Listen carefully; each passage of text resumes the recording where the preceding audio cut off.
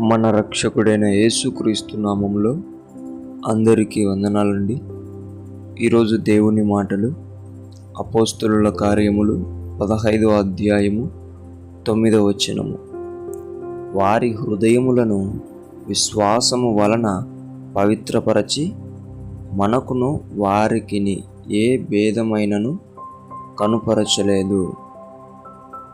ప్రియమైన దేవుని బిడ్డలారా, దేవుడు అనుకుంటే ప్రతి ఒక్కరిని దేవుడు రక్షించేవాడై ఉంటున్నాడు. ఆయన రాజ్యంలో చేర్చుకునేవాడై ఉంటున్నాడు. కాబట్టి దేవుని బిడ్డలారా, ఆయన ఎవరి పట్ల కూడా ఏ భేదము కూడా చూపించడు. అందరి హృదయాలను ఆయనే పవిత్రపరిచేవాడుగా ఉంటున్నాడు.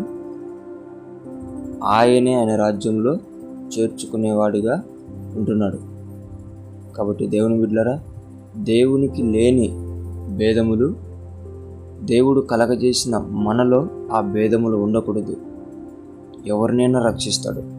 మనిషి అంటే దేవుడు చేసిన వాడు. కాబట్టి కులం అంటకట్టండి, మతం అంటకట్టకండి, ఏ వర్గానికి కూడా అంటకట్టకండి.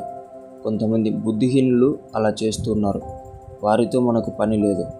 ఎవరినైనా దేవుడు రక్షిస్తాడు. ఎవరినైనా దేవుడు ఆయన రాజ్యంలో చేర్చుకుంటాడు.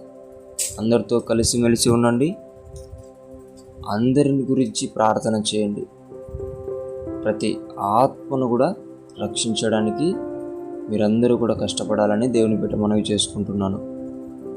ఏ భేదము కూడా చూపించుకోకుండా క్రీస్తు మనసును ధరించుకొని స్వార్థ విషయంలో, పరిచర్యల విషయంలో, ప్రతి విషయంలో కూడా ఆయనను పోలి నడుచుకోవాలని దేవుని బిడ్డ మనవి చేసుకుంటున్నాను.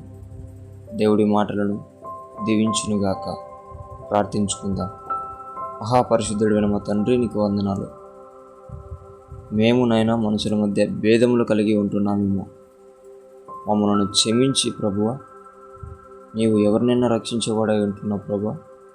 ఎవరి హృదయములైనా పవిత్రపరిచి వారిని నీ రాజ్యంలో చేర్చుకునేవాడై ఉంటున్నావు ప్రభువా.